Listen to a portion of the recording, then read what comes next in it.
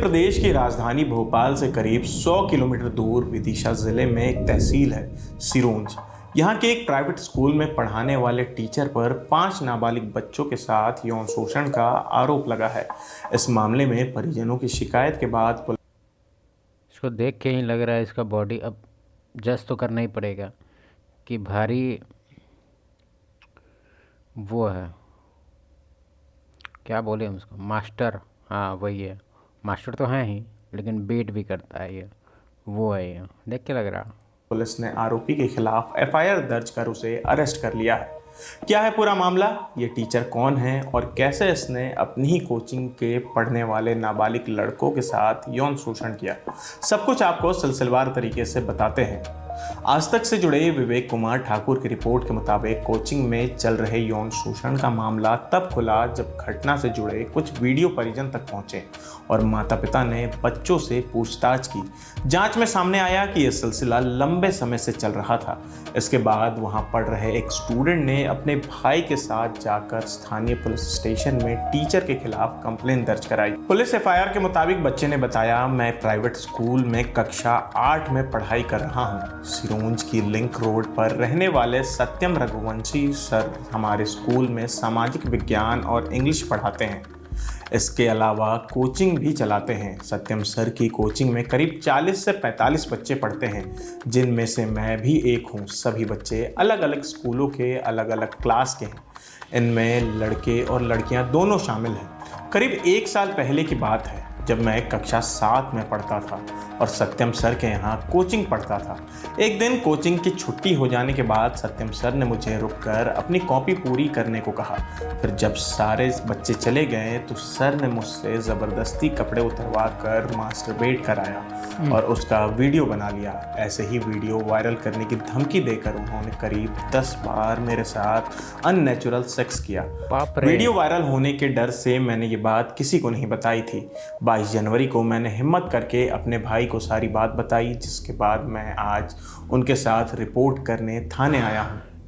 इस मामले में पुलिस ने अभी तक 3 एफआईआर दर्ज की हैं। ये FIR juvenile justice care and protection of children act 2015, the protection of children from sexual offence यानी कि पॉक्सो एक्ट 2012 और बीएनएस की तमाम धाराओं में दर्ज की गई हैं। एफआईआर के बाद सत्यम रघुवंशी को पुलिस ने गिरफ्तार कर लिया है और पूछताछ कर रही है। पुलिस ने बताया कि सत्यम की उम्र 25 साल है, वो शादीशुदा है और उसका 1 साल का बेटा भी है। पिछले 3 साल से वो एक प्राइवेट स्कूल में पढ़ा रहा था। वो बच्चों का यौन शोषण कर उसका वीडियो बनाता था और धमकी देता था कि अगर किसी को बताया तो उनके परिवार को मार डालेगा, स्कूल में उनकी दोस्ती खत्म करा देगा और उन्हें फेल करा देगा। इस मामले पर विदिशा के एसपी रोहित काशवानी ने क्या बताया वो भी सुनिए। सिरोंज में कुछ बालकों के साथ अपराधिक कृत्य का एक प्रकरण सामने आया है। उसमें एक जो कोचिंग के शिक्षक हैं उसके विरुद्ध पुलिस ने 3 एफआईआर दर्ज कर ली हैं और भी जो बच्चे हैं उनसे पूछताछ की जा रही है और इसको पुलिस पूरी गंभीरता से ले रही है और इसमें कड़ी से कड़ी कार्रवाई की जाएगी। अभी तक 3 बालकों पर एफआईआर हो चुकी है और बाकी जो बच्चे हैं पूछताछ उनसे की जा रही है। और स्कूल की एक चीज़ बताना चाहेंगे, ठीक है, अभी इन्वेस्टिगेशन ऑनगोइंग है तो इस सर तो अब ज़्यादा कुछ क्लियर नहीं करेंगे, लेकिन हम तुमको एक चीज़ बताते हैं। तुमको ये चीज़ समझना चाहिए और मेरे हिसाब से अपने आसपास अपने घर में जितना भी मेल मतलब जनरली छोटे बच्चे या फिर फीमेल्स ज़्यादातर, उनको ये सब चीज़ से अवगत कराओ और थोड़ा सा एजुकेटेड बनाओ ताकि बच जाए वो लोग। क्योंकि बहुत ही हम तुमको अभी तक एक चीज़ नहीं बताया है हर वीडियो में बताते हैं, लेकिन तुम लोग शायद नया होगा तो फिर से बता देते हैं कि हम ऑलमोस्ट हॉबी बना लिए थे, ठीक है, केसेस को स्टडी करने का। मतलब बहुत सारा केसेस हम पढ़ चुके हैं। अब तुमको देखने से पता नहीं यंग वगैरह हम लग रहे होंगे तुमको साउंड वगैरह से, लेकिन हम यंग नहीं है। 27-28 एज है मेरा, ठीक है। चलो आते हैं, जो तुमको समझाना चाह रहे हैं वो समझने का कोशिश करो। क्या है, हाँ चल ठीक है। इससे तुमको हम केस का भी नाम बता देते हैं। एक केस में है कि हम नाम बता देंगे तो तुम ढूंढ लेगा खुद। एक है ढोल और एक है कुछ डिलीवरी बॉय, ऐसा कुछ करके था, ठीक है, डिलीवरी बॉय ऐसे करके।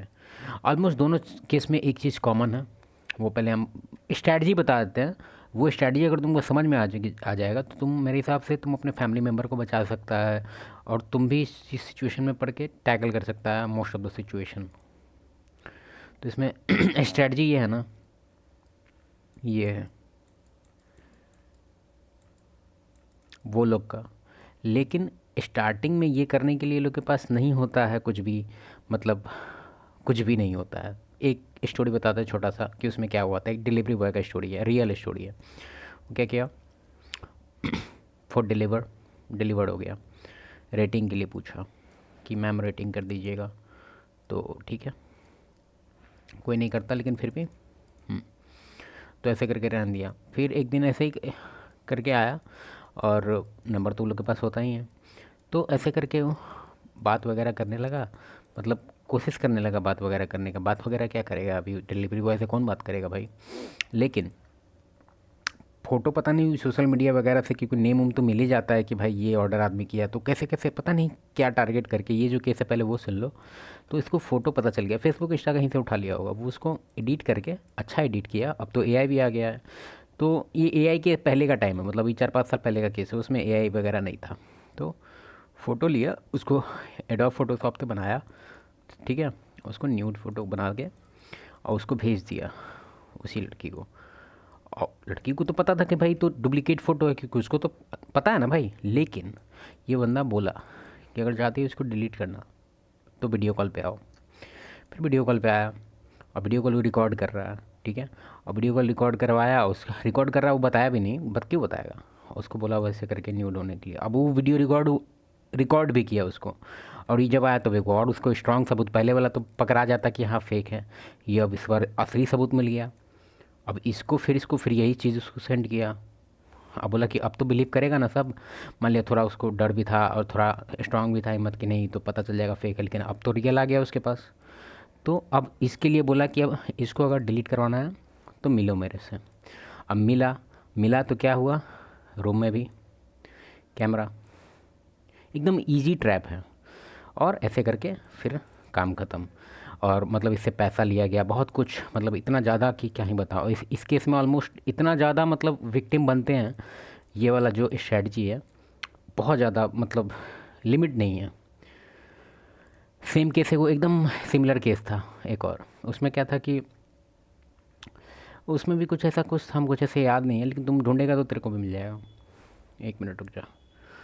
तो उसमें भी सिमिलर केस है कि मैम इसमें वीडियो रिव्यू देना है, मैम प्लीज़ दे दीजिएगा इसको, मतलब कोई कपड़ा वगैरह का डिलीवरी तो पता नहीं है, ऐसा हमको याद नहीं है। वो केस तुमको मिल जाएगा खोजेगा तो बोले कि अच्छा ठीक है हम कर देंगे, और डिलीवरी करके मतलब भेज दी उसको फ़ोटो वगैरह बना के, फिर से उसको एडिट करके भेजता है ऐसे करके।